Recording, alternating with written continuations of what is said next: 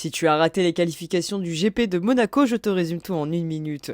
Pour la Q1, un début de séance mouvementé, Kimi Antonelli tape le mur à la chicane, provoquant un drapeau rouge. Sa Mercedes est trop endommagée, élimination directe. Les deux Alpines en grande difficulté sont aussi sortis, Pierre Gasly finit 18e, Franco Colapinto 20e, Georges Russell passe de justesse en Q2 mais ça ne va pas durer. Lors de la Q2, c'est la grosse désillusion pour Mercedes, Georges Russell est victime d'un problème mécanique dans le tunnel, il s'arrête en piste, nouveau drapeau rouge. Résultat, les deux Mercedes sont éliminés. Russell et Antonelli partiront 14e et 15e après la pénalité de Berman.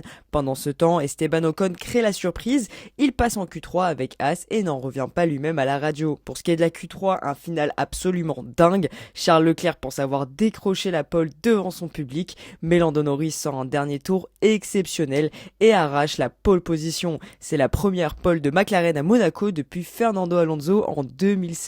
Oscar Piastri complète un superbe résultat pour McLaren avec la 3e place. Résumons le top 10 des qualifications. En première place, Lando Norris, deuxième, Charles Leclerc, troisième, Oscar Piastri, quatrième, Lewis Hamilton, cinquième, Max Verstappen, en sixième, Isaac Hadjar, superbe qualif pour le français, en septième, Fernando Alonso, en huitième, Esteban Ocon, encore un français dans le top 10, en neuvième, Liam Lawson, en dixième, Alexander Albon.